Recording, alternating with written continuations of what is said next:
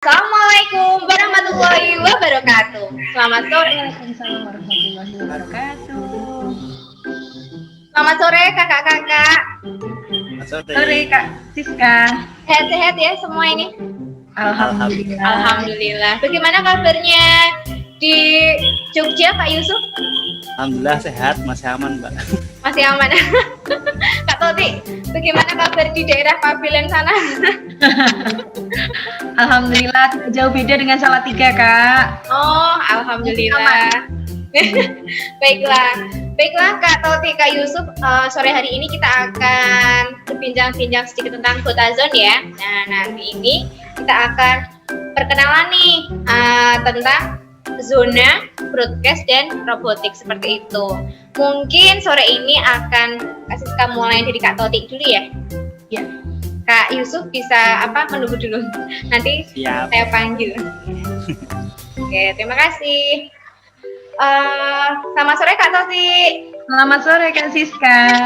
Oke, Kak Toti, Ya, bagaimana kabarnya?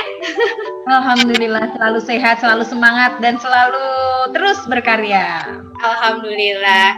Wah, Kak Toti ini di GotaZone Lebah Putih ini mengampu broadcast ya? Iya. Apa sih itu? Iya, apa sih itu Kak Toti? GotaZone Broadcast, mungkin Kak Toti bisa cerita sedikit. Iya. Jadi GotaZone Broadcast itu adalah GotaZone yang mempelajari tentang passion kepenyiaran ya Kak ya. Tentang penyiaran. Tapi kalau broadcast itu tentang dunia penyiaran, tapi kita tidak hanya belajar tentang penyiar dulu, bukan penyiar radio ya. Ya. Tapi nanti kita belajar banyak hal. Nah, sebelum kita masuk ke materi broadcast, biasanya saya mengawalinya dengan materi public speaking, Kak. Oh, ya. Materi public speaking. Iya. Itu dasar sebelum kita masuk ke dunia broadcasting, kemudian dunia presenter, reporter, atau dunia entertain ya, biasanya kita harus belajar public speaking dulu. Karena kalau kita tidak tahu, tidak bisa public speaking gitu ya, nanti akan susah untuk masuk ke dunia broadcast. Jadi pertama biasanya awal-awal itu saya berikan materi tentang public speaking. Ya, jadi berbicara di depan umum. Apalagi kita tahu ya Kak ya, kalau 82% kesuksesan seseorang itu berawal dari public speaking. Jadi sebelum anak-anak masuk ke broadcast atau ke MC atau ke presenter, reporter atau news anchor, itu biasanya saya tekankan dulu di public speakingnya dulu. Jadi bagaimana mereka itu percaya diri dan bisa mengatasi ketakutan, ya. Karena kan biasanya anak-anak ya, bahkan nggak usah anak-anak, kita aja kadang-kadang takut kalau ada tantangan ya Kak ya. Iya. Kalau ada tantangan, Kak Toti. misalnya Kak Siska nih disuruh minta Lebah Putih untuk MC di ada pejabat gitu ya. Aduh. Ada pejabat. Misalnya ada pengajian gitu ya dengan Pak Wali gitu ya misalnya. Padahal sebelumnya Kak Siska sudah pernah dengan tingkatan yang lebih tinggi, misalnya dengan wali kota atau dengan gubernur gitu ya. Nah, kadang-kadang tuh kita tuh pasti takut. Karena setiap acara itu pasti kita punya ketakutan sendiri. Nah, di sini saya menekankan ke anak-anak kalau rasa takut itu wajar dan tidak bisa dihilangkan, tapi bisanya diatasi. Karena kalau kita takut, misalnya kita takut, aduh aku takut Kak, aku nggak mau menerima tantangan ini sih di sini gitu. Nah, takut itu wajar karena takut itu merupakan bentuk tanggung jawab kita. Bentuk tanggung jawab kita biar acara itu sukses seperti itu. Nah, jadi biasanya saya menekankan ke anak itu biar pede dulu gimana, percaya dengan kemampuan mereka. Karena kita itu sebenarnya yang bikin sukses itu pede itu 92%. Yang sisanya itu peluang gitu ya. Jadi kita bisa mendapatkan peluang asalkan kita pede. Oh, begitu. Ya, dan setelah anak-anak berani nih ya, percaya diri dengan dirinya sendiri, maka terus kita ke materi selanjutnya, misalnya broadcasting radio, broadcasting TV, presenter, scriptwriter, news anchor, reporter, MC formal, informal. Kemudian ini ada tambahan lagi materi tentang podcast anak. Dan kebetulan kemarin di pertemuan semester kemarin kan virtual ya Kak ya. Jadi agak susah kan. Cuman saya beri challenge untuk anak-anak biar mereka itu bikin podcast gitu. Kemarin ada beberapa yang bikin podcast gitu. Ada yang ngikutin, ada 2 atau 3 anak itu yang berhasil bikin podcast dan saya minta mereka continue untuk ngisi podcast-podcastnya atau enggak bikin vlog gitu. Nah, kalau kita nge-vlog kan juga ada aturannya Kak. Ada bagaimana cara presentasi di YouTube itu kan ada aturannya, ada segmen-segmennya ya. Ada tata caranya ya. Nggak hanya langsung nge-vlog, nggak ada kalimat pembuka, kemudian biar acaranya menarik gimana, biar banyak yang nonton gimana, seperti itu. Oh begitu. Wah terima kasih Kak Toti. Ternyata broadcast itu tidak diawali dengan public speaking ya Kak Toti. Keterampilan berbicara dulu yang akan dilatihkan ke anak-anak dan rasa percaya diri yang paling penting itu ya Kak Toti. Iya benar.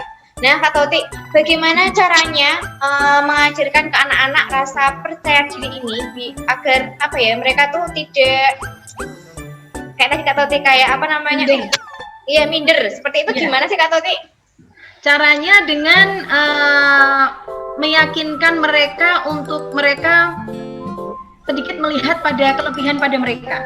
Ya biasanya kan yang anak-anak kan nggak pede. Padahal kan setiap anak kan bintang ya Kak ya. Mereka punya banyak kelebihan, walaupun kekurangan juga.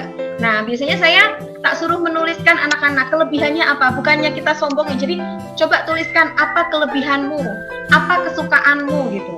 Terus nggak usah bikin kekurangan, nggak usah nulis kekurangannya, nggak usah. Jadi apa yang menonjol dari diri kamu, saya bilang gitu. Nah, saya biasanya support mereka, kamu cantik, kamu dari keluarga yang baik-baik saja, kamu punya banyak teman, biasanya seperti itu. Terus biasanya saya sambil ini Kak, kayak latihan konsentrasi juga ya, kayak meditasi gitu juga ada. Tapi kalau jadi meditasi, misalnya kalau ada yang agama non muslim gitu, ya sesuai agama masing-masing ya. Kalau Islam biasanya saya suruh mereka itu berzikir sambil meditasi, sambil kayak sugesti positif pada diri saya bisa, saya mampu, dan saya itu keren gitu. Pokoknya yang positif ya Kak Toti ya. Jadi kalau mereka maju biasanya bukannya ini saya ngajarin mereka sombong nggak ya? Ya kalau mereka maju gitu kan, waktu saya di Lebah Putih, waktu saya ketemuan itu mereka tak suruh maju, saya tak suruh ini loh aku siap gitu. Jadi saya meminta mereka maju, terus kamu nggak seperti itu kayak kamu nggak pede. Jadi saya juga mengajarkan gestur pada mereka, terus saya meminta mereka untuk sombong gitu ya. Waktu berbicara di depan umum itu penting, karena kalau kita nggak memiliki seperti rendah diri, padahal kan kalau kita jadi pembicara atau kita MC kan audien kita dari berbagai macam kalangan, berbagai macam, ada siapa tahu anak-anak didik kita itu jadi orang terkenal, kita kan nggak tahu ya Kak ya. Jadi mereka MC-nya di depan presiden, di depan menteri gitu kan, kita nggak tahu. Tapi saya meminta mereka waktu kalian tampil, kalian harus sombong sedikit. Kalian sudah diminta untuk tampil di depan, jadi kalian harus maksimal memaksimalkan diri. Kalau ini loh aku siap, tapi harus dengan persiapan, harus dengan latihan. Jadi saya meminta mereka untuk mempersiapkan apa yang mau ditampilkan, seperti itu. Misalnya membuat naskah, terus kita bicara di depan cermin ya. Karena kalau kita tidak melakukan persiapan, sama saja kita mempersiapkan kegagalan gitu ya. Contohnya aja ya Kak, Kak Prap, contohnya aja saya. Setiap kali saya MC, saya sering juga MC di Bapak Wali Kota. Kebetulan kan dulu siaran di Suara Salatiga saya pegang dialog ya. Jadi itu saya pegang dialog itu, saya siarannya sama pejabat-pejabat gitu. Senin sampai Jumat itu sama pejabat-pejabat terus. Jadi saya selalu persiapkan dan saya nggak merasa minder karena saya udah dipercaya untuk host acara ini. Itu Pak pejabat, dan mereka pasti, jadi kita harus berpositif thinking. Mereka pasti menghargai saya karena saya di sini jadi kayak kehormatan juga. Saya pimpin acara, jadi gitu. Jadi saya menekankan ke anak-anak kalau kalian harus persiapan dan kalian harus pede. Untuk mengatasi grogi juga ada, yaitu kita senam muka ya. Ada senam muka, ada biasanya saya tak suruh makan permen karet gitu kan. Ini biar ini loh mulut biar kita ini ya lentur gitu ya Kak Toti ya. Iya, biar ngomong jelas karena kadang-kadang orang kalau grogi tuh ngomong belibet kan Kak. Iya. Jadi saya sering sebelum kalian, jadi setiap pertemuan itu selalu olah vokal untuk membentuk suara menjadi bulat.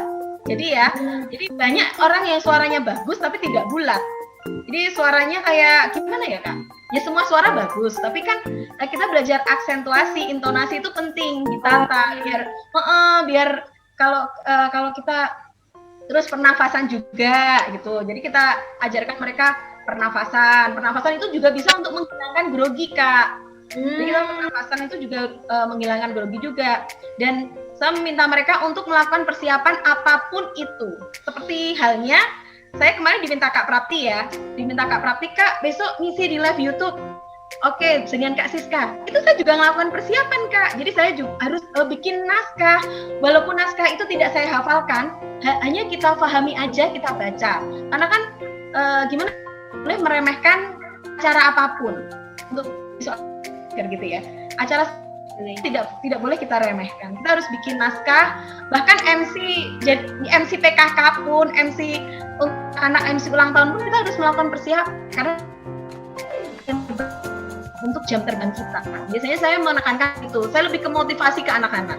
Saya itu menjadi bagus karena berhasil tidaknya acara itu adalah kita, motornya kita, ujung tombaknya kita gitu. Seorang MC, seorang broadcasting radio, broadcasting TV, karena itu ujung tombaknya. Wah, keren sekali. Ternyata banyak sekali ilmunya ya. Broadcast itu tidak hanya sekedar broadcast, banyak sekali ilmu di belakangnya. Tadi ada public speaking, ada cara olah vokal tadi, terus apalagi ekspresi, wawasan juga. Nah, Kak Toti, ini tadi kan ada banyak sekali faktor yang harus diajarkan ke anak-anak sebelum kita masuk ke broadcast. Nah, pengalaman Kak Toti kemarin ketika mengisi broadcast online itu bagaimana Kak Toti? Pengalamannya seru ya Kak ya. Yang pasti berbeda dengan tatap muka ya. Kalau di online kita harus, biasanya kalau tatap muka kan saya lebih ke materinya lebih dari buku ya. Ya. Saya bawa buku sama sharing pengalaman sama langsung praktek.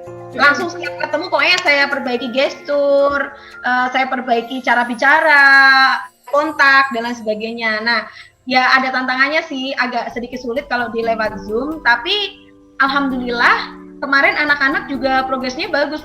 Nah, waktu saya ngasih materi news anchor ya, pembaca berita itu ada satu anak namanya Kirana Ziva, itu keren banget loh, dia aksentuasi intonasinya udah dapet. Jadi dia anak-anak kemarin kan berapa anak yang ikut, mereka itu beda-beda Kak passionnya. Ada yang saya suka materi MC Kak Toti, saya suka materi podcast, terus saya suka materi yang vlog, saya suka materi news anchor, saya suka materi yang penyiar radio, saya suka materi yang presenter televisi, reporter ya, karena kan anak-anak punya, jadi nggak hanya dunia radio aja, karena dunia ini menurut pengalaman saya kan, dulu saya pernah sampai saya ikut kelas seperti itu ya Kak ya. Kelas broadcasting itu juga saya mempelajari banyak hal, nggak hanya radio, broadcasting radio. Saya ikut sekolah dulu, kebetulan di Gajah Mada Broadcasting School, dan alhamdulillah 3 tahun SMP itu, terus SMA kelas 1 saya udah siaran. Dan ternyata di dunia radio itu, kita tuh di dalam itu nggak hanya siaran, jadi kita harus bisa jadi reporter, kita harus bisa jadi presenter, kita harus bisa jadi news anchor, karena di radio kan acaranya ya, ada acara reportase di luar, terus ada acara kita bikin scriptwriter, kita bikin banyak hal. Jadi memang di dunia radio tidak hanya belajar tentang radio aja, tapi banyak hal. Bahkan di media jurnalistik juga kita harus bisa menulis, kita harus memiliki kemampuan menulis, karena seorang kreatif gitu ya, kita harus bisa banyak hal. Kita harus multitalenta, dituntut untuk multitalenta gitu ya. Jadi saat kita mau bikin berita, kita nggak harus menyerahkan ke bagian redaksi berita gitu, nggak. Kita dituntut untuk bikin sendiri gitu Kak. Dan saya menekankan sama anak-anak, kalau kalian pengen kreatif, membaca, banyak bersosialisasi, banyak bergaul. Nah, kalau mau ke dunia kreatif seperti dunia radio, TV dan lain sebagainya, itu dituntut untuk itu. Wah, gitu ternyata ya. Walaupun online, ternyata Iya. tetap ada tetap banyak hasil positifnya ya Kak Toti. Iya. Jadi setiap minggu kita kasih challenge, Kak. Oh, ada challenge-nya. Setiap Wow. materi ada challenge-nya tentang scriptwriter gitu ya, Kak ya. Saya kasih challenge, coba kalian menuliskan kejadian seru kalian waktu hari. Tak suruh menulis, saya kasih contoh dulu. Saya kasih contoh, misalnya seperti ini, hari ini gitu. Habis itu setelah mereka menulis naskah, mereka saya, terus mereka bikin video, terus dikirimkan ke saya gitu, terus saya evaluasi. Ini ya, kamu cara mengucapkan aksentumu seperti itu. Jadi saya arahkan seperti itu. Jadi ada kayak evaluasinya. Ya, tetap ada evaluasinya ya Kak Toti ya. Jadi alhamdulillah kemarin beberapa anak sedikit banyak sudah, oh ini di sini, ini sudah ada, Kak aku lebih suka ke sini. Jadi kan kayak ada sharing kan di akhir pertemuan, dari sekian banyak kan mana yang lebih kalian suka gitu kan, karena tiap orang beda-beda ya Kak ya. Walaupun kita daerah broadcast Lembah Putih, tapi kan mereka punya passion mereka sendiri. Saya nggak suka itu Kak, saya sukanya di ini, di belakang layar saya writer nulisnya, nggak apa-apa, siapa tahu mereka jadi tim nantinya ya. Iya, keren banget Kak Toti. Ternyata walaupun online tetap bisa menghasilkan karya. Tadi ada podcast, ada vlog, ada juga yang dalam bentuk news anchor ya Kak Toti. Iya, news anchor itu. Alhamdulillah. Alhamdulillah. Berarti ini sudah berhasil melewati tantangan online. Insya Allah Kak. Oh, alhamdulillah. Nah, teman-teman, kalau mau ikut Gotazone Broadcast ini, bagaimana Kak Toti? Apa saja keuntungan yang akan didapat? Keuntungannya yaitu banyak banget ya Kak. Yaitu kita lebih percaya diri. Karena percaya diri itu memang harus dipupuk dari sejak dini gitu ya. Karena kalau anak itu sudah pede, sudah percaya dengan dirinya sendiri, apapun profesi mereka nantinya, mereka insya Allah akan sukses Kak. Karena mereka sudah percaya pada dirinya sendiri ya. Terus yang kedua, mereka jadi lebih berani berbicara di depan umum. Saya bilang ke mereka, waktu apapun profesi kalian nantinya, entah kalian mau jadi polisi, mau jadi dokter, mau jadi tentara, kalau kalian memiliki kemampuan berbicara di depan umum, insya Allah kalian akan sukses di dunia kalian masing-masing. Saya bilang seperti itu ke mereka. Jadi keuntungannya bukan di Gotazone Broadcast ini kalian harus jadi penyiar radio, bukan. Ya kalau yang jadi penyiar radio ya nggak apa-apa, cuman kita lebih ke terampil dalam berbicara seperti itu. Oke, wah terima kasih Kak Toti. Ternyata sangat seru sekali di Gotazone Broadcast ini. Semoga nanti yang tertarik, kalau ada yang mau ikut gabung, bisa belajar langsung dengan Kak Toti. Begitu ya Kak Toti? Ya, terima kasih Kak Toti atas sharing pengalamannya dan tips-tipsnya untuk broadcast. Semoga ini bermanfaat untuk kita semua. Dan oh iya siap Kak Toti. Okay. Dan sampai jumpa di pertemuan kita selanjutnya Kak Toti. Sudah siap? Ya, insya Allah. Semoga sehat terus lagi broadcast. Iya, terima kasih Kak Toti. Siap. Oke teman-teman, nah selanjutnya kita akan berbicara dengan ada satu zona yang anak-anak juga sangat suka nih teman-teman, namanya zona robotik. Ini dia, kita panggil kakak fasil kita dari robotik, Kak Yusuf. Oke, silakan Kak Yusuf. Ya, terima kasih Kak Siska. Selamat sore teman-teman. Kak Yusuf, ini adalah Gotazone Robotik online perdana kita ya Kak Yusuf.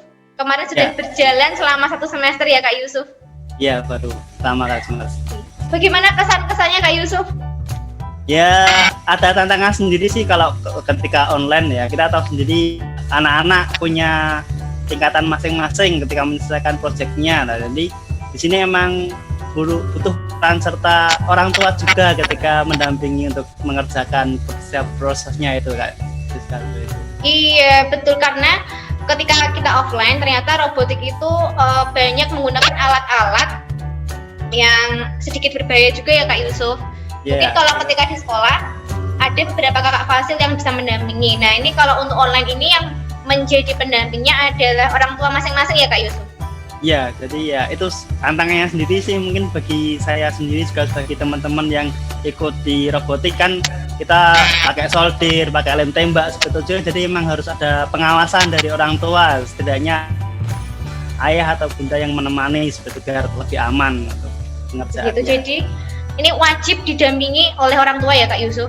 Ya, ini harus Iya, didampingi sama gitu. orang tua. Nah, hal yang seru apa Kak Yusuf ketika kemarin kita sudah memulai Kotazone online ini Kak Yusuf? Kira-kira?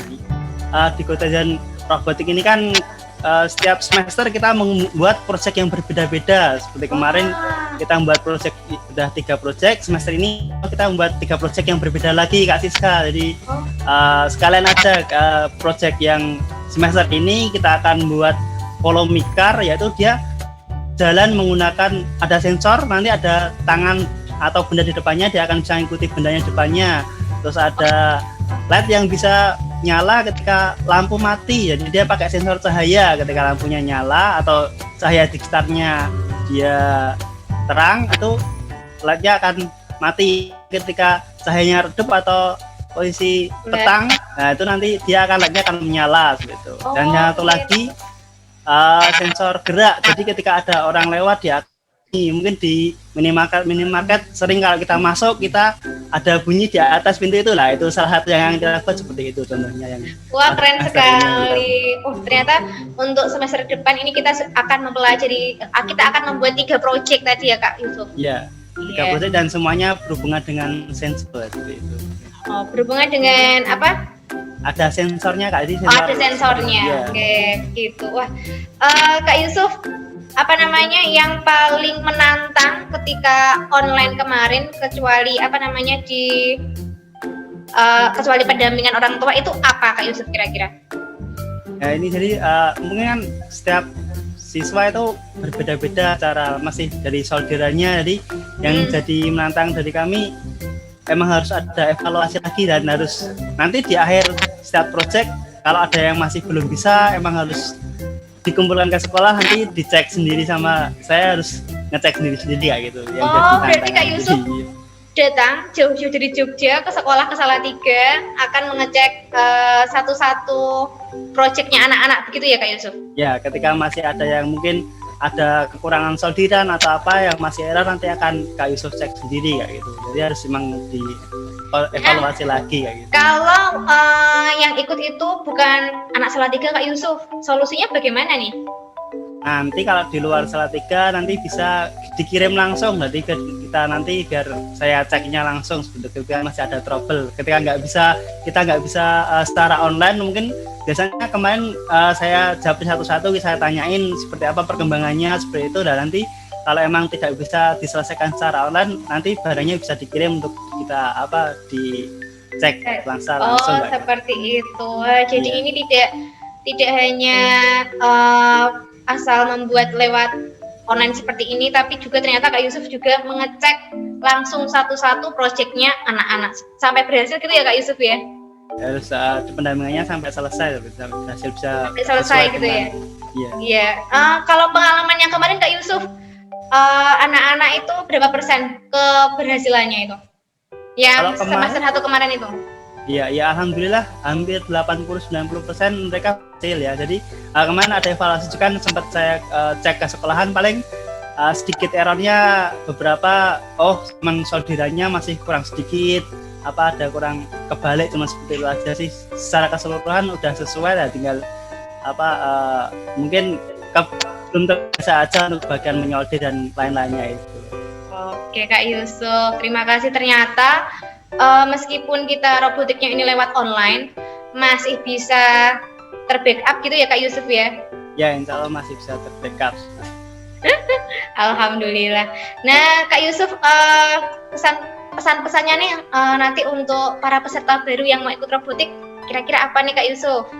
Ya nanti mungkin untuk yang mau ikut robotik, jangan takut kita belajar pakai solder ya. Kita akan biar tahu tuh, oh solder itu ada bagian yang panas, ada yang enggak panas, bagaimana cara menggunakannya. Kita pakai lem tembak juga. Nanti kita juga akan belajar tentang sedikit kimia dengan bahan kimia dengan variklorid, seperti itu. Jadi kita akan sedikit belajar juga. Jadi ada biar kita tahu oh ini bahaya solder, tapi gimana kita bisa menggunakan biar dia bisa nggak bahaya gitu.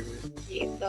Oke Kak Yusuf, terima kasih. Wah, oke teman-teman. Nah, sore hari ini kita sudah berbicara langsung dengan dua fasil kita yang keren-keren ini, yang mengampu zona yang ada di Lebah Putih.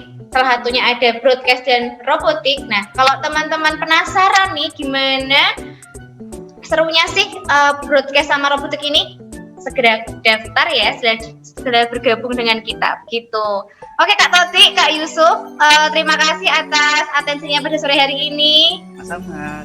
Terima kasih atas waktunya. Kita akan bertemu lagi bulan depan di semester yang baru, di project yang baru. Wah. Oke, terima kasih semuanya. Semoga bermanfaat ya info dari kita hari ini. Oke, tetap ingat, tetap semangat, jaga kesehatan dan selalu